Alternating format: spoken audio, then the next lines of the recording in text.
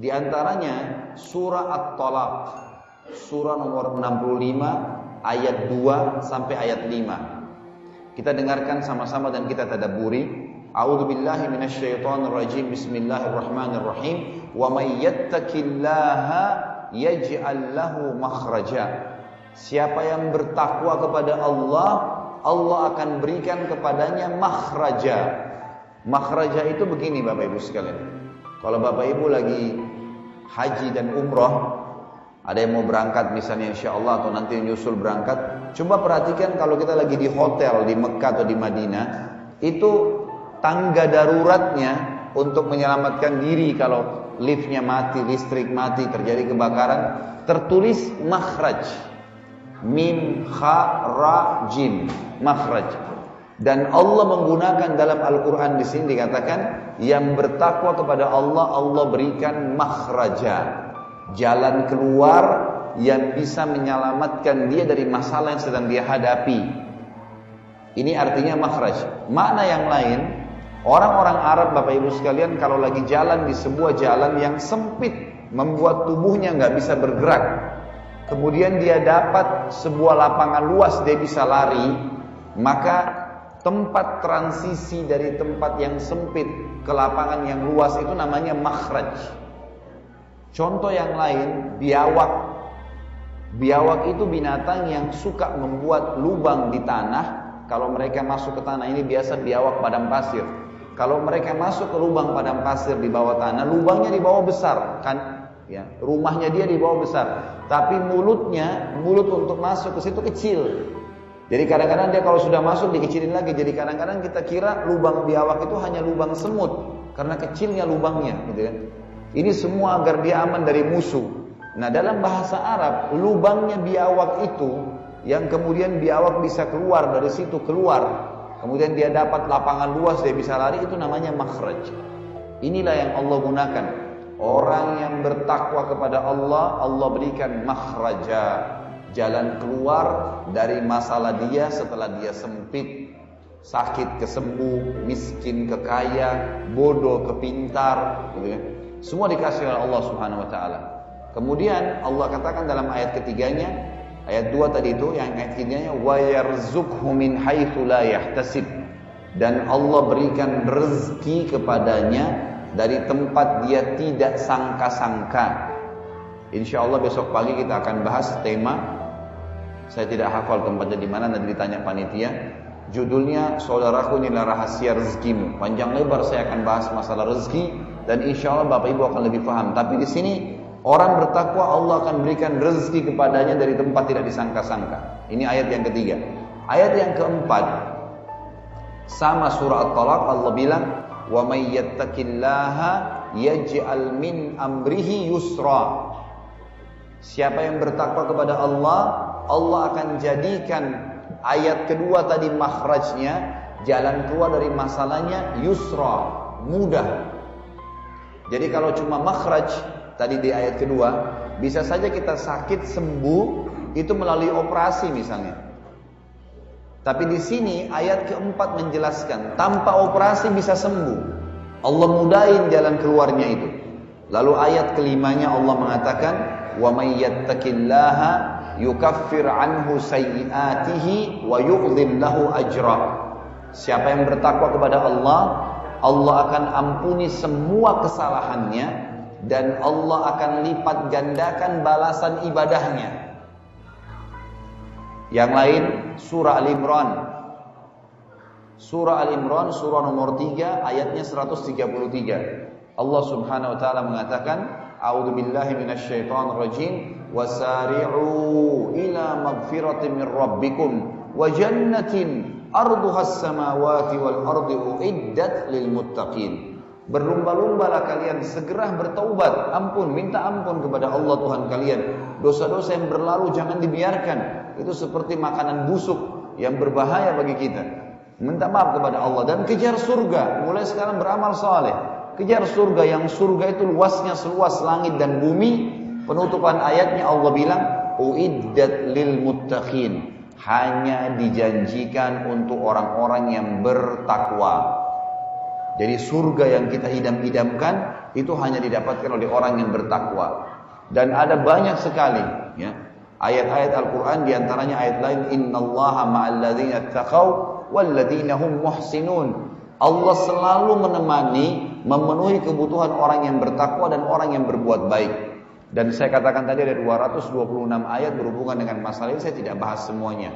Tapi intinya, Bapak Ibu sekalian, dari 2 ayat tadi, Al-Baqarah 197 yang Allah suruh takwa dijadikan sebagai bekal, kemudian At-Talaq surah 65 ayat 2, 3, 4 dan 5 menjelaskan tentang kelebihan takwa. Saya yakin muncul di benak kita sekarang, saya mau menjadi orang yang bertakwa.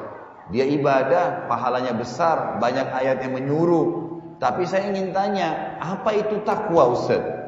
Saya mau bertakwa, tapi saya mau tahu apa itu takwa, supaya saya bisa jadikan sebagai bekal saya. Ini inti bahasannya, Bapak Ibu sekalian.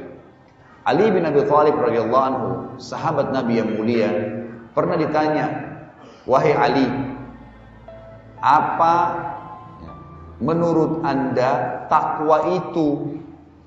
Kata Ali radhiyallahu anhu, dibagi 4 oleh beliau, at-taqwa al-khawfu minal jalil. Artinya takut kepada Allah. Nanti saya jelaskan bagaimana takut kepada Allah sementara Allah tidak kelihatan dengan mata kita. Wal amalu bitanzil, lalu selalu beribadah, menyembah Allah sesuai dengan tuntunan wahyunya Al-Quran dan Sunnah. Wal amalu bitanzil, al-khawfu minal jalil wal amalu bitanzil war ridha bil qalil. Lalu ridha terhadap apa yang Allah berikan walaupun sedikit di mata dia. Dan di sini nanti kita akan bicara tentang konsep syukur. Yang terakhir, yang keempat, wasti'dadu liyaumir rahil. Istidadu liyaumir rahil. Punya persiapan untuk menghadapi hari kematian nanti. 4 definisi inilah yang akan kita jabarkan insyaallah beberapa waktu ke depan. Dan saya minta jemaah sekalian dan teman-teman panitia, kalau azan Isya kita break sholat, mohon berikan saya waktu untuk menyelesaikan materi. Dan saya lebih berharap kalau jemaah setuju dengan saya, fokus mengambil ilmunya, pertanyaannya kita kesampingkan dulu. Kalau masih ada waktu, silakan bertanya. Kalau enggak, coba cerna penyampaiannya dulu, gitu. Karena itu yang penting. Bapak Ibu, saya berharap pulang dari sini, dari masjid yang mulia ini sudah tahu apa itu takwa dan dijadikan sebagai bekal kita. Potongan yang pertama, Bapak Ibu sekalian, al-khawfu minal jalil, takut kepada Allah. Pertanyaannya, bagaimana saya takut kepada Allah? Allah nggak kelihatan. Kalau harimau saya takut, wajar, harimau bisa menerkam saya lihat dengan mata saya. Bagaimana caranya memunculkan takut kepada Allah? Maka ulama akidah mengatakan melalui 2 pintu. Yang pertama, untuk takut kepada Allah, Bapak Ibu sekalian, kita harus memahami hakikat makna la ilaha illallah, la ma'budu bihaqqin illallah, yang berarti tidak ada Tuhan pencipta, pemilik, penguasa, pemusnah, pengawas. Semua yang di langit yang kelihatan dengan mata kita tidak kelihatan, semua yang di bumi kelihatan dan tidak kelihatan, semua yang di kedalaman lautan dan kedalaman bumi kelihatan tidak kelihatan. Kata rahasianya la ilaha illallah. Gak ada yang ciptain, gak ada yang milikin, gak ada yang fungsikan, gak ada yang nyiapkan kebutuhannya, dan tidak ada yang memusnahkan kecuali Allah. Ini makna hakikatnya. Kita harus paham dulu poin ini. Saya berikan contoh supaya lebih jelas, Bapak Ibu sekalian. Ada seorang tabi'in. Tabi'in ini generasi setelah sahabat. Seorang ulama tabi'in pernah mengadakan perjalanan perniagaan dari Baghdad, ibu kota Irak, ke Damaskus, ibu kota Syria. Zaman itu tidak ada penerangan kayak kita sekarang. Orang menggunakan cahaya matahari, bukan lagi obor, cahaya matahari. Karena mereka perjalanan jauh. Irak ke negeri Syam ini jauh. Bisa perjalanan sampai 3 hari, 4 hari dengan menunggangi kuda. Kalau jalan kaki bisa lebih dari seminggu. Waktu itu orang andalkan cahaya matahari. Kalau terbit matahari pagi, mereka jalan. Begitu tiba malam, maghrib, mereka nginep dulu, tunggu. Gelap, nggak kelihatan apa-apa. Besok baru terbit matahari, baru jalan lagi. Begitu cara orang dulu jalan gitu. Orang ini Bapak Ibu sekalian, pas tiba maghrib, dia berada di tengah-tengah hutan. Berada di tengah-tengah hutan. Lagi gelap, maghrib nggak kelihatan apa-apa. Gelap.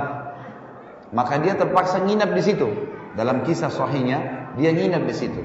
Waktu dia nginap, dia bilang tidak bisa kemana. Dia juga mau jalan, dia tidak tahu jalan, bisa kesasar, gelap, dan juga malam ini banyak binatang-binatang buas. Dia tinggal di situ.